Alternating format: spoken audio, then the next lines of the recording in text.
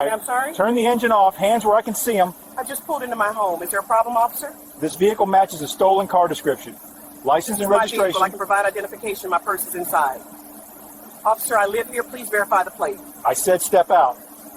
At 3:47 p.m. on a gray Thursday afternoon in late October, Officer Caleb Renshaw made a decision that would end his law enforcement career, cost the city millions of dollars, and permanently alter the public's trust in the department he once proudly represented.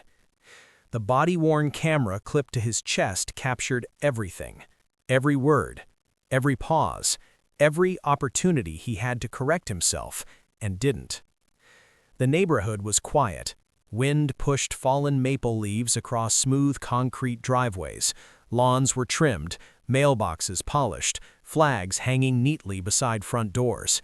Nothing about Brookmere Lane suggested criminal activity. And yet, within 35 minutes, a respected federal appellate judge would be sitting in the back of a patrol car in her own driveway, wrists restrained behind her back, neighbors recording from their front yards in stunned disbelief. The legal fallout would ripple far beyond that quiet street in Scottsdale. It would expose internal patterns inside the Scottsdale Police Department that leadership had ignored for years, and it would turn a routine patrol shift into one of the most expensive traffic stops in state history. Caleb Renshaw was 39 years old and had worn a badge for just over 9 years. He transferred to Scottsdale after 5 years with a smaller rural department in northern Arizona. His supervisors described him as proactive. In police culture, that word often meant aggressive. He wrote a high number of citations. He made frequent stops. He prided himself on trusting his instincts. Colleagues said he disliked being challenged. His personnel file contained complaints, not enough to end a career, but enough to form a pattern. 4 allegations of unnecessary escalation, 2 accusations of discourtesy, 1 excessive force review that concluded with insufficient evidence. None of it had resulted in serious discipline. On October 14th, Renshaw was assigned to routine residential patrol. At approximately 3:42 p.m., he radioed dispatch reporting that he was following a black BMW sedan that he believed matched the description of a vehicle flagged in a theft advisory earlier in the week. There was one problem. The theft advisory involved a different model, reported stolen in Phoenix, with a partial plate that did not match. He did not verify that before initiating contact. Judge Marianne Caldwell had just concluded oral arguments in a constitutional employment case at the federal courthouse downtown. At 54, she had served 12 years on the U.S. Court of Appeals. Before that, she had been a public defender, then a civil rights litigator, then nominated to the bench by a bipartisan vote in the Senate.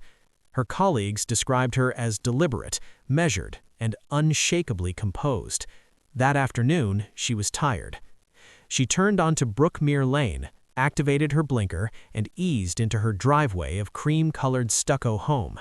Her briefcase rested on the passenger seat. Classical music hummed softly from the stereo. She noticed the patrol unit behind her, but assumed it was passing through. It wasn't.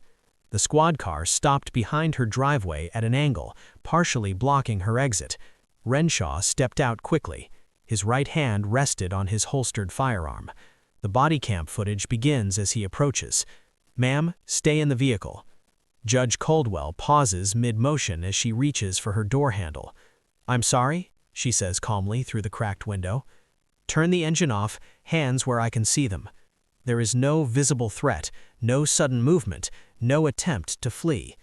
"I've just pulled into my home," she replies evenly. "Is there a problem, officer?" "Yes, this vehicle matches a stolen car description, license and registration." Her eyebrows lift slightly, not in defiance, but confusion. "This is my vehicle. I can provide identification. My purse is inside." "Step out of the car." "Officer, I live here," she gestures toward the house just feet away. "Please verify the plate." His tone sharpens. "I said, step out." Judge Caldwell inhales once, slow and controlled.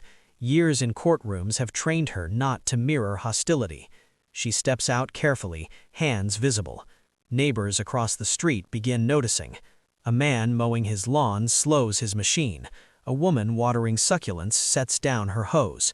Renshaw positions her near the rear of the vehicle. "You're being detained on suspicion of vehicle theft." "That is incorrect," she says quietly. "This car is registered to me. I can provide documentation." "Hands behind your back." "For what charge?" "Resisting." The word hangs in the air. She hasn't resisted. "I am complying," she says evenly. "My name is Marianne Caldwell. I serve on the Court of Appeals. Please verify my identity before proceeding." The camera captures a pause. Renshaw's jaw tightens. "Save it for the station." Metal cuffs close around her wrists. Across the street, a neighbor audibly gasps. Daniel Harper, a retired accountant who has lived on Brookmere Lane for 23 years, walks towards the scene. "Officer, that's Judge Caldwell. She lives here. We all know her." "Step back, sir. I'm telling you you've made a mistake. Interfering with an investigation is a crime." Harper stops but doesn't leave. Two more neighbors step outside, phones raised. Red and blue lights flash silently in the afternoon light. Judge Caldwell sits in the back of the patrol vehicle, hands cuffed, breathing steady. Through the glass, she repeats her name and title. For nearly 18 minutes, no verification occurs. Dispatch is not asked to confirm registration. The alleged stolen car report is not reviewed. Backup arrives. Officer Leila Moreno steps out of the second cruiser. She approaches Renshaw with visible confusion. "What's going on?" "Stolen BMW. Suspect claims she's a federal judge." Moreno glances toward the house. "That's Judge Caldwell's address," she says quietly. "She's lying." "Did you run the plate?" Silence. Moreno walks toward the patrol car window. Judge Caldwell meets her eyes. "I can provide my identification. It is inside my vehicle." Moreno radios dispatch herself. Within 2 minutes, confirmation returns. Registered owner, Marianne Caldwell. No active theft report. Vehicle not listed as stolen. The air shifts. Moreno looks at Renshaw. He exhales sharply. "She should have said that earlier." "She did," Moreno replies. The handcuffs are removed after 32 minutes. Red marks circle her wrists. She rubs them once but does not comment. "I will need your names and badge numbers," she says evenly.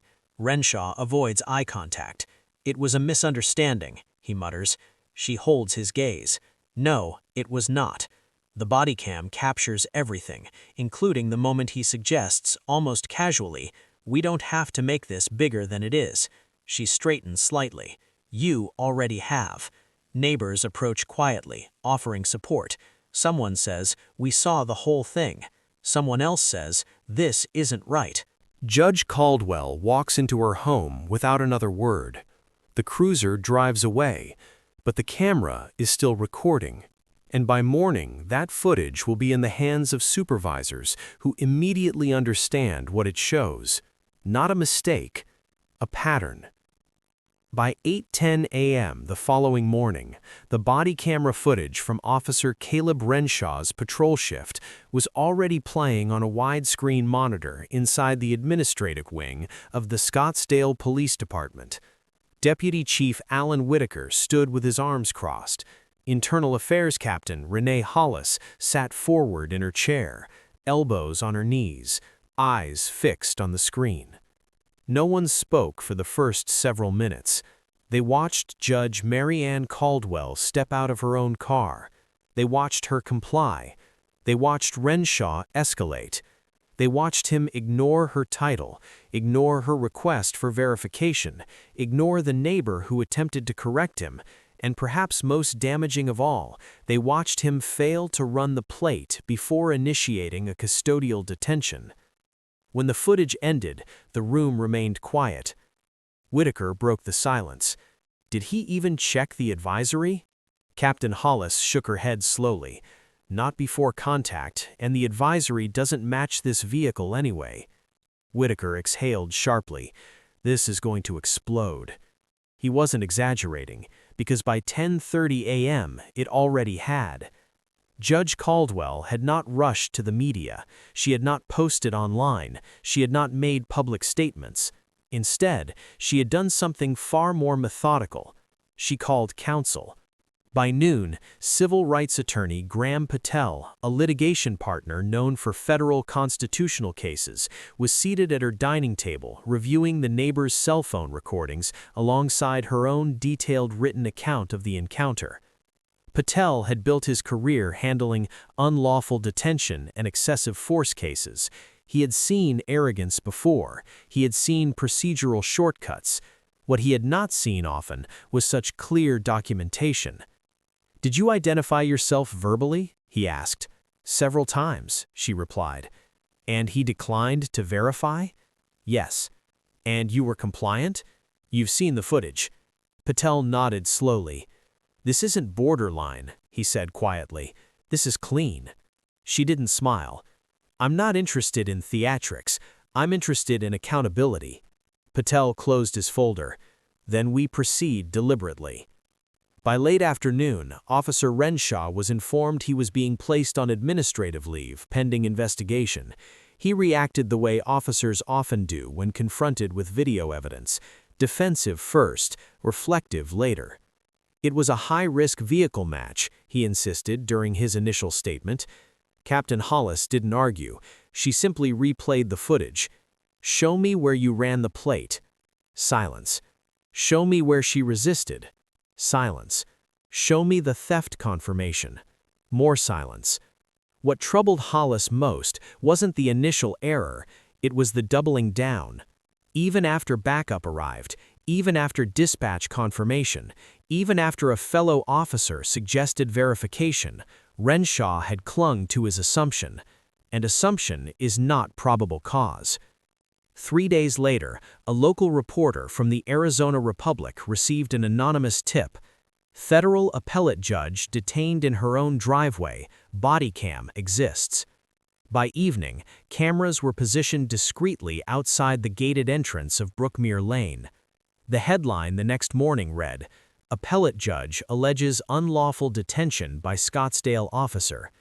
The article didn't accuse, it presented facts. Time detained, 32 minutes. No theft report confirmation. No resistance observed. Vehicle registered to detainee. Public reaction was swift.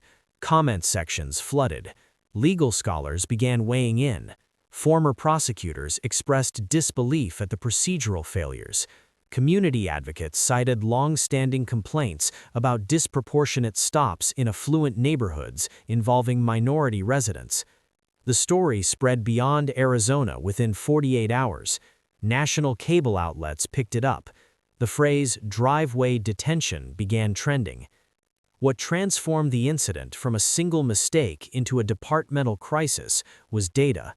During discovery preparation, Patel's team requested 5 years of stop and search statistics from the Scottsdale Police Department. The numbers were troubling.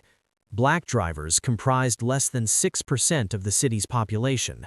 They accounted for nearly 19% of discretionary traffic stops in Renshaw's patrol district. Search rates were disproportionately high. Contraband recovery rates did not justify the disparity. It was statistically indefensible, and it wasn't isolated to Renshaw alone. 3 additional officers showed similar patterns. The department's early intervention system, designed to flag outlier enforcement behavior, had not triggered review. Why? Because the thresholds were outdated, and because complaints without sustained findings were not weighted heavily. It was a structural blind spot, and now it was public. On November 3rd, exactly 20 days after the incident, Patel filed a civil rights complaint in federal court. The suit alleged violations of the 4th Amendment, unlawful seizure, and 14th Amendment, equal protection. It named Officer Caleb Renshaw in his individual capacity, the city of Scottsdale, supervisory officials for failure to train and monitor. The complaint cited bodycam timestamps, witness statements, and statistical disparities. It was not emotional. It was surgical. Legal analysts who reviewed the filing described it as airtight. One constitutional law professor told a national network, When a sitting appellate judge can be detained in her own driveway without plate verification, we have a procedural failure that transcends individual bias. Settlement discussions began almost immediately. The city's risk management division calculated potential exposure. With video evidence this clear, a jury trial carried enormous financial risk, especially with a plaintiff as credible and composed as Judge Caldwell. For the first week, Renshaw maintained confidence that the department would protect him. By week 3, that confidence eroded. He hired private counsel. His attorney reviewed the footage once, then again. Finally, he closed the laptop. "You understand," he said carefully, "that this is not defensible in front of a jury." Renshaw's voice lowered. "I thought it matched. You didn't verify." "She claimed she was a judge." "She was." Silence stretched between them. The reality settled slowly. Qualified immunity would not shield deliberate indifference to verification. Supervisory negligence might expose the city, but personal liability was possible. His pension was at risk. His certification could be revoked. The weight of that possibility began to show. City Hall convened emergency meetings. Mayor Evelyn Grant faced mounting questions about oversight. Community forums filled beyond capacity, demands for independent review, requests for federal monitoring. The U.S. Department of Justice issued a public statement acknowledging awareness of the case. Though not a formal investigation, the implication was clear. This could widen. Inside the department, morale fractured. Some officers privately admitted Renshaw had overstepped. Others complained he was being thrown under the bus. Chief Daniel Mercer, who had taken the position only 2 years earlier, found himself navigating crisis management rather than community outreach. He addressed the press with measured tone. "We take constitutional protections seriously. We will follow evidence wherever it leads." The public wasn't interested in statements. They wanted change. The city's first offer, $300,000. Patel declined within hours. The counter-demand, $2.4 million, plus mandatory policy reforms. Not symbolic reforms, structural ones. Mandatory plate verification before custodial detention absent exigent circumstances. Revised early warning thresholds. Independent review board expansion. Implicit bias retraining requirements. Public release of stop data quarterly. Negotiations stretched into the new year. Meanwhile, Internal Affairs completed its findings. Policy violations were sustained. Failure to verify vehicle status, unlawful detention, conduct unbecoming, failure to de-escalate. Chief Daniel Mercer terminated Renshaw's employment, effective immediately. His badge and firearm were surrendered the same afternoon. The press release was brief, but the impact was seismic. Judge Caldwell remained publicly composed throughout. When asked during a brief courthouse appearance how she felt, she replied, "This is not about me. It is about process. Process must protect everyone equally." Her restraint only strengthened public support. The city understood the risk of proceeding to trial, and by late summer, mediation intensified. The numbers began to move upward. By the time the case entered formal discovery, it had grown far beyond a single October afternoon on Brookmere Lane in Scottsdale. What began as a driveway detention had evolved into a structural audit of the Scottsdale Police Department itself. Subpoenas were broad. 5 years of stop data, disciplinary records, training materials, internal emails referencing proactive enforcement, early intervention system thresholds. City attorneys attempted to narrow the scope. Patel's team resisted. The federal judge assigned to the case denied most of the city's objections. Transparency would not be optional. When the raw stop data arrived, Patel hired an independent statistician. The findings were stark. Discretionary stops involving black drivers occurred at a rate over 3 times higher than population representation. Search rates doubled compared to white motorists. Use of force reports were filed disproportionately in encounters initiated without confirmed violations. The data did not prove intent, but it demonstrated disparity. And disparity, combined with body cam footage, is powerful evidence before a jury. Officer Caleb Renshaw's deposition lasted nearly 7 hours. He wore a navy suit that felt foreign without a badge clipped at the hip. Patel's questions were precise. Before approaching Judge Caldwell's vehicle, did you confirm the theft advisory matched her plate? No. Did you observe any evasive driving? No. Did she refuse to provide identification? She questioned the stop. Questioning a stop is not resistance, correct? Silence. Yes. Did she identify herself as a federal appellate judge? Yes. Did you verify that claim before placing her in handcuffs? No. The transcript read clinical, but in the room, the air was heavy. Renshaw attempted to explain instinct, officer safety, high-crime vehicle patterns. Patel returned repeatedly to one word: verification. Every time. The repetition was intentional. Juries understand simple failures. They understand skipped steps. Deputy Chief Whitaker admitted under oath that Renshaw's complaint history was reviewed, but never escalated because none were formally sustained. Captain Hollis acknowledged the early intervention system required 3 sustained complaints within 12 months to trigger review. Renshaw had 2 sustained over 5 years. The threshold had never been met. Patel asked a pointed question. If an officer receives 14 complaints, 12 alleging bias, and the system does not flag review, is the system functioning as intended? Whitaker paused. It functions as designed. That wasn't my question. The answer hung unspoken. Public forums continued throughout the spring. Residents who had never attended a council meeting before now lined up at microphones. Some defended the department. Many did not. Several recounted their own traffic stops. A young engineer described being searched after pulling into his gated subdivision. A nurse recounted being asked whether she belonged in her own condominium complex.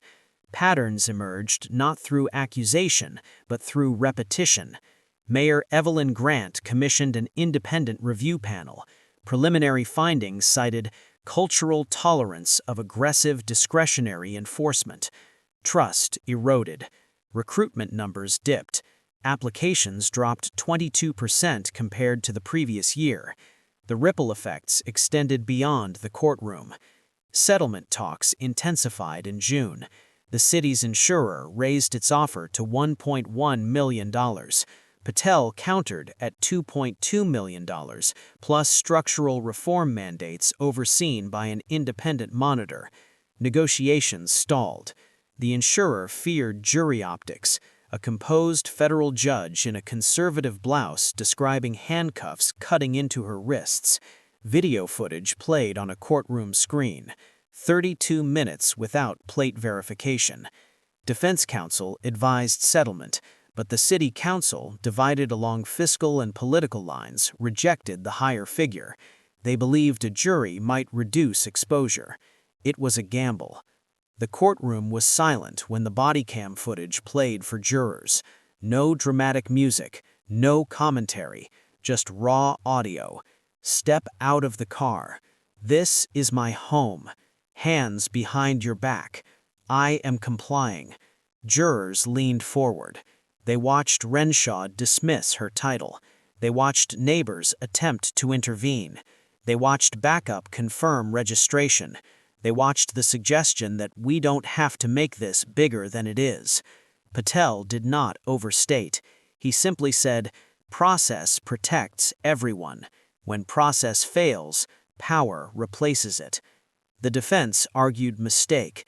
They emphasized officer discretion. They warned against judging split-second decisions with hindsight. Patel returned to the timeline. There were no split seconds. There were 32 uninterrupted minutes. Her voice never rose. She described the embarrassment of sitting restrained while neighbors recorded. She described the moment she realized verification had not occurred. She did not dramatize. When asked how it felt, she paused. It felt, she said evenly, like the system I have served my entire career did not recognize me as protected by it. Several jurors took notes. One wiped her eye discreetly. Credibility is not performed, it is observed. A former police chief testified that standard procedure requires plate verification prior to custodial detention absent immediate threat.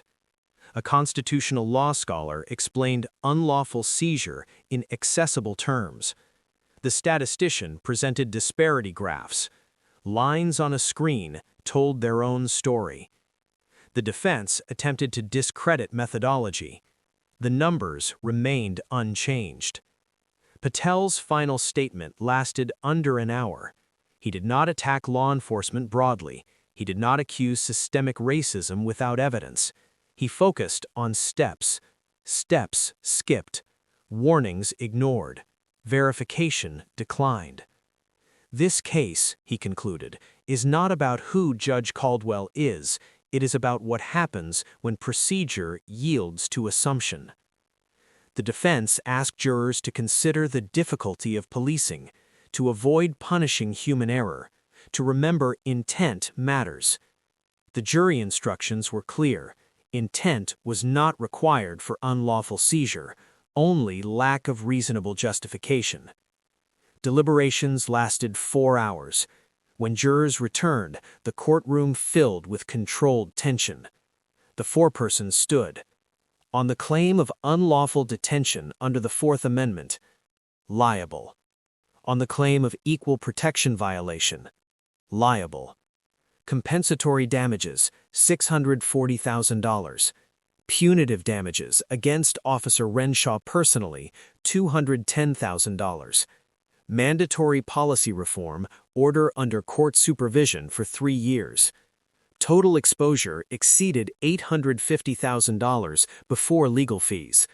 With fees and compliance costs, projections approached $1.4 million. City officials sat motionless. The insurer would cover much of it, but reputational damage carried no deductible. Renshaw's certification was revoked by the State Oversight Board 2 months later. His pension eligibility was reduced. Future employment in law enforcement ended. Under court order, the department implemented mandatory real-time plate verification logging, revised early warning thresholds triggered by complaint volume regardless of sustainment, quarterly public stop data transparency reports, expanded implicit bias and constitutional procedure retraining, independent civilian oversight with subpoena authority. Recruitment slowly stabilized, community trust rebuilt gradually, though never fully restored. Judge Caldwell established a legal defense fund for victims of unlawful detention. She declined interviews after the verdict. When asked outside the courthouse whether she felt vindicated, she responded, "I feel accountable systems worked, eventually." 32 minutes. That is how long Judge Marianne Caldwell sat restrained in the back of a patrol vehicle outside her own home. 32 minutes without verification. 32 minutes that cost a career, cost over $1 million, cost public trust. Officer Caleb Renshaw later told a licensing board he wished he had simply run the plate first. The statement was accurate and tragically insufficient, because the lesson was not about one keystroke. It was about discipline, about process over pride, about listening when corrected. The footage still circulates in law enforcement training seminars across the country, not as spectacle, but as caution. Cadets are asked one question afterward. At what point could this have been prevented? The answer varies, but it always begins with the same word: verification. Justice, in this case, was not explosive. It was methodical. It arrived in court filings, depositions, jury instructions. It arrived through evidence. And when it arrived, it changed policy. Sometimes accountability is loud. Sometimes it is clinical, but it always carries a price. And on a quiet October afternoon in Scottsdale, that price began accumulating the moment assumption replaced procedure. Have you ever witnessed a stop that didn't sit right with you? Drop your experience in the comments. If you believe procedure should protect everyone, no exceptions, support this channel. Like the video, share it, and subscribe for more stories where the footage doesn't lie.